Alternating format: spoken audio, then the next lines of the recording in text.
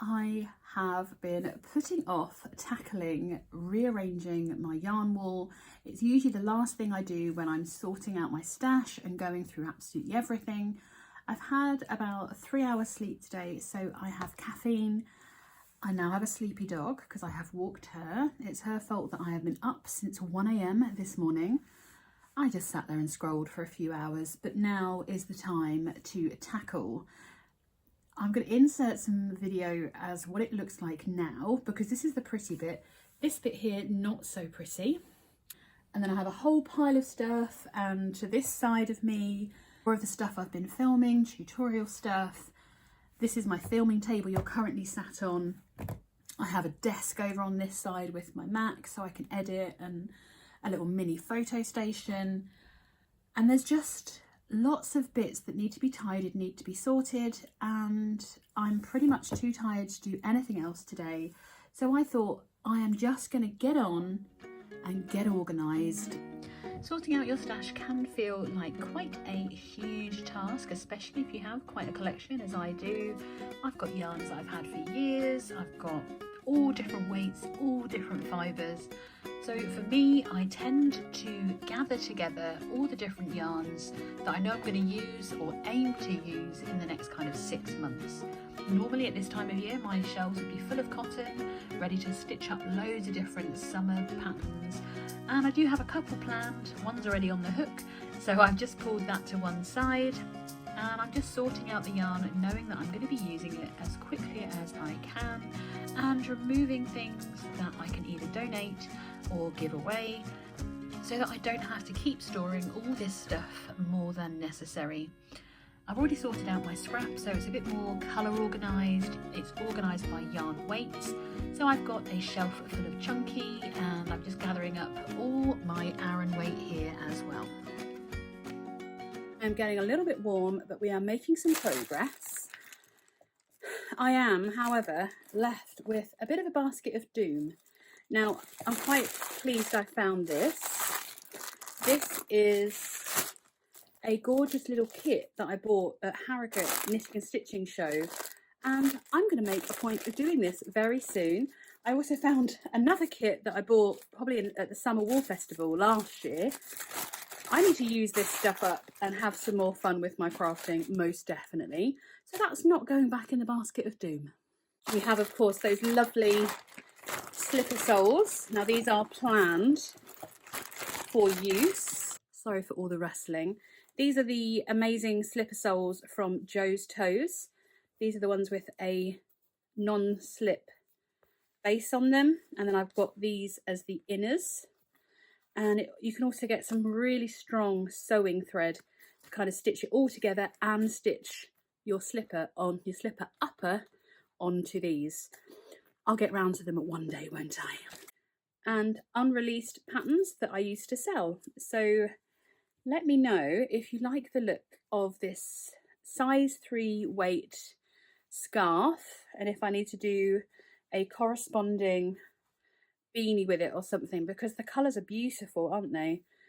So let me know if I need to get this one ready for winter 2024. I can't tell you how soft that is. It's absolutely unbelievable. Yeah, I might need to get that one typed up and ready to go. Oh, and then we have some other things in here as well. I'm going to leave them out because something exciting is happening to this pattern in the very near future. I feel like there's been progress made. Actually, I'm quite pleased with, ignore those, let's just zoom in on that mess. That's just me having too many tools and not being organised. This is a very pretty hook that I bought once again. This was in about November Knitting and Stitching Show. So what I have done, just to justify myself, I want to use this year for an autumn pattern. This is left over from last year's crochet along. I need to make another version in the pink because I only made the model size. I've just picked this up the other day to try and see how it goes. I've not used a lot of king coal, so I'm interested to see how that is. The hobby yarn, the Brava, I want to use these Just looking for the next project. I have just found this ball alongside two others that are partially stitched up from a project I started last year. They're going to be rewound. Most definitely need a blanket in this colour. I'm making my first in the mood project with this colour. So this is a currant, this is a soon, hopefully a soon. Who knows? Who knows? I've had this a long time. Anywho, we have, of course, the beautiful Furls Wonder, which has a plan. I've got this beautiful, was this the one that's, yeah, from River Knits, which was spun locally, shorn locally, which I'm very excited. Got this bulky, I've just found the whip that I started with that, so I'm going to continue that pattern, hopefully again for late autumn. I showed you this box. I've had this, it's got the date on it actually, is it 2001? 2001, I mean, and we're in 2004.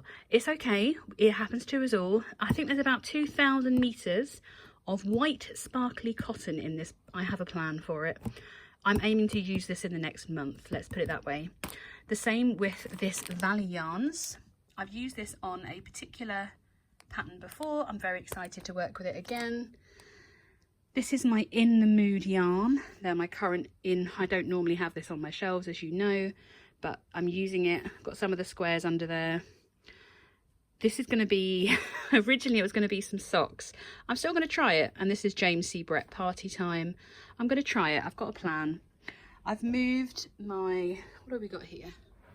This is the Aran, some of the Aran half-used slash scrap now. This is beautiful. I bought it in a sale, obviously. Shea and Maya, absolutely stunning. Discontinued. I will find a use for it. It's going to have to be some kind of summer garment. I'm thinking a vest. And every year I say, oh, I must work that up. I'm probably just going to find someone else's pattern to do. Yeah, I don't know why I have this. I think it was on sale at Hobbycraft before I worked there. So that's how long that's been in. We have scrap. It's okay. It is what it is.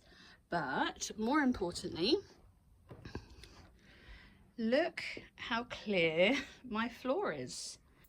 Of course, I would love for you to share with me if you have a similar situation where you have baskets of doom, where you have too much yarn to your name. I would love to know, because I don't want to feel alone in this mess. I feel better for getting this a little bit more organised, for knowing what yarn I've got, what I'm using it for. If it hasn't got a project, it's on this side, and this half is project and scrap that I will be using up. I'm going to do some scrap projects in my next video. I think is going to be the one where I'm sharing probably 80 plus ideas for scrap projects, including remaking some of my own.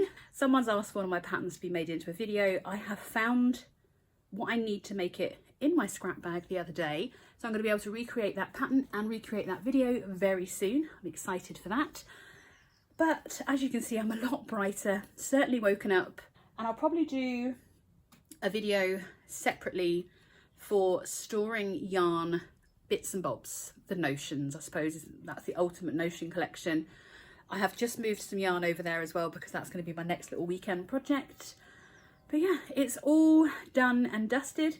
I feel better. I hope it's given you some ideas as to how to sort your own stash. It just needs to be regularly moved around, so you've got an eye of what you've got here to use and how to make the most of it.